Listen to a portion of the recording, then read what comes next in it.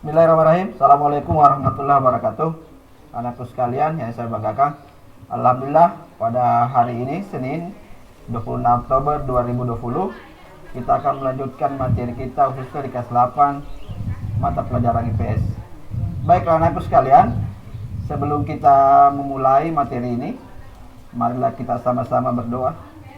Semoga apa yang telah kita pelajari pada hari ini senantiasa bermanfaat dan mendapat berkah dari Allah Subhanahu wa taala.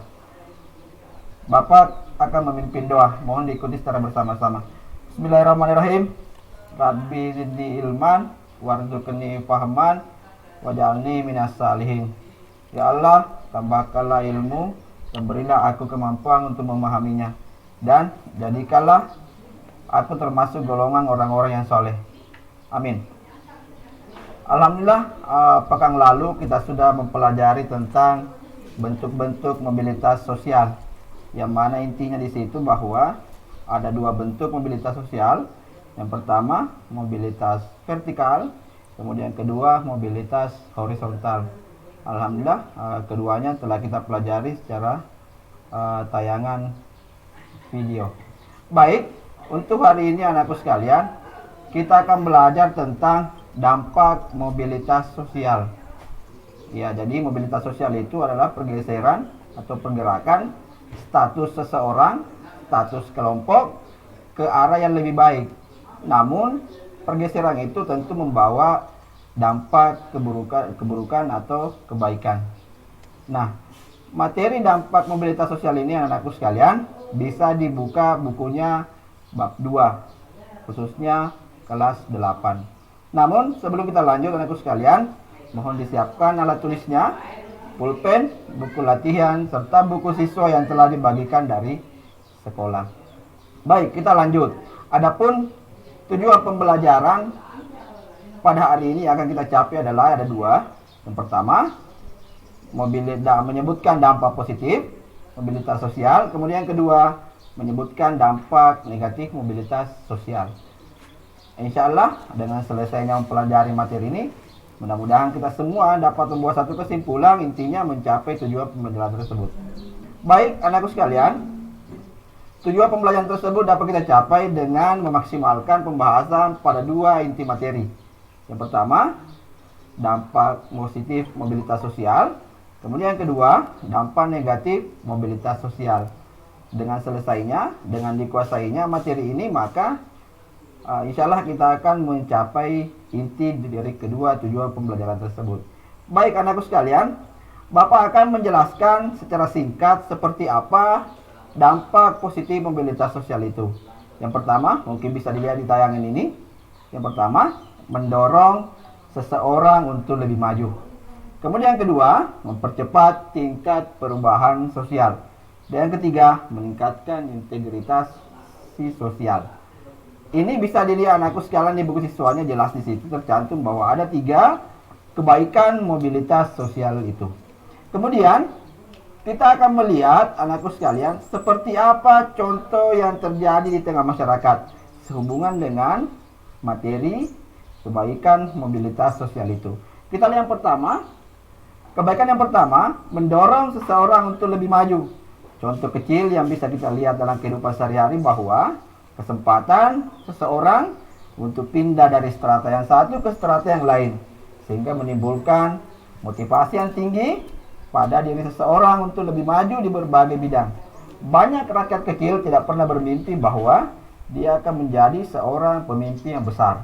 Ya, banyak anak petani tidak pernah terpikir sebelumnya bahwa dia akan menjadi seorang gubernur misalnya, atau bupati, ataupun presiden. Itulah salah satu contoh bahwa kebaikan mobilitas sosial itu dapat mendorong seseorang untuk lebih maju. Kemudian yang kedua, contoh berikutnya, mempercepat tingkat perubahan sosial. Contoh yang bisa kita lihat adalah bahwa mobilitas sosial ini akan mempercepat tingkat perubahan dalam masyarakat ke arah yang lebih baik. Misalnya, Indonesia sedang mengalami perubahan dari masyarakat agraris ke masyarakat industri. Kita ketahui bahwa Indonesia itulah negara agraris, tetapi lambat laun setelah mengalami namanya perubahan, maka dia akan beralih menjadi negara atau masyarakat industri. Kemudian yang ketiga, kebaikan yang ketiga adalah meningkatkan integrasi sosial. Contohnya adalah terjadinya mobilitas sosial dalam suatu masyarakat dapat meningkatkan integrasi atau persatuan dalam masyarakat. Contoh atau misal yang bisa kita lihat, seseorang yang menyesuaikan diri dengan gaya hidup, nilai, norma yang dianut oleh kelompok tersebut dengan status sosial yang baru sehingga tercipta integritas sosial. Ketika kita berada di suatu tempat, berada di suatu wilayah, maka kita akan menyesuaikan diri dengan situasi, adat istiadat, kebiasaan di daerah tersebut. Maka dapat kita meningkatkan integrasi sosial. Baik anakku sekalian, ini adalah gambaran kebaikan dari mobilitas sosial. Namun, di sisi ada kebaikannya, maka ada juga kekurangannya. Coba kita lihat anakku sekalian, dampak negatif mobilitas sosial itu ada dua. Yang pertama, terjadinya konflik. Kemudian yang kedua, mengalami gangguan psikologis. Baik, kita lihat seperti apa contoh terjadinya konflik itu. Misalnya, dalam sebuah masyarakat terjadi mobilitas sosial yang merupakan salah satu perjuangan manusia atau kelompok untuk mencapai posisi yang lebih tinggi. Dalam hal ini, sangat wajar kalau misalnya timbul persaingan, timbul perselisihan, dan ujungnya dapat memicu terjadinya konflik dalam perjalanan kehidupan manusia. Insya Allah, bagaimanapun kehidupan manusia tidak bisa dipisahkan dengan namanya persaingan antara satu orang dengan orang lain, tentu mengalami persaingan. Tetapi perlu diingat bahwa persaingan dimaksud adalah persaingan yang sehat. Kemudian berikutnya ada namanya gangguan psikologis. Contoh kecil, misalnya seseorang yang memiliki jabatan yang tinggi tiba-tiba dipecat dari jabatan itu, sehingga kemungkinan orang tersebut tidak akan rela lepas dari jabatan itu. Dari sisi ini, orang tersebut bisa terkena atau terjadi yang namanya gangguan psikologis, entah sakit jiwa, entah suka menyendiri dan lain sebagainya. Mungkin di sekitar kita nanti akan ada seseorang yang mengalami hal seperti ini. Misalnya, jadi pejabat sukses, tiba-tiba dipindahkan, tiba-tiba dicabut jabatannya, maka mungkin dia akan merasa sakit hati, ujung-ujungnya timbul gangguan psikologis. Perlu kita ingat bahwa anakku sekalian, semua jabatan, semua harta itu datangnya dari Allah Subhanahu wa Ta'ala. Olehnya itu, marilah kita tetap meningkatkan rasa syukur kita. Jabatan yang kita peroleh pada hari ini, anggaplah itu sebagai suatu amanah yang insya Allah akan dipertanggungjawabkan pada hari kemudian nanti. Baiklah anakku sekalian, mungkin gambaran singkat materi tentang dampak mobilitas sosial ini hanya seperti ini. Insya Allah mudah-mudahan dapat menambah wawasan kita anakku sekalian untuk meningkatkan sportivitas, meningkatkan belajarnya di rumah masing-masing. Meskipun kita masih berada pada masa pandemi COVID-19.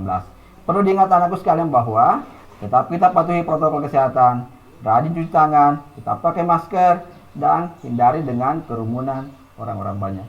Demikian barangkali yang perlu saya sampaikan pada hari ini. Insyaallah kita lanjutkan pada pembelajaran jarak jauh dengan tayangan video berikutnya. Saya akhiri, wabillahi taufiq wal hidayah. Assalamualaikum warahmatullahi wabarakatuh.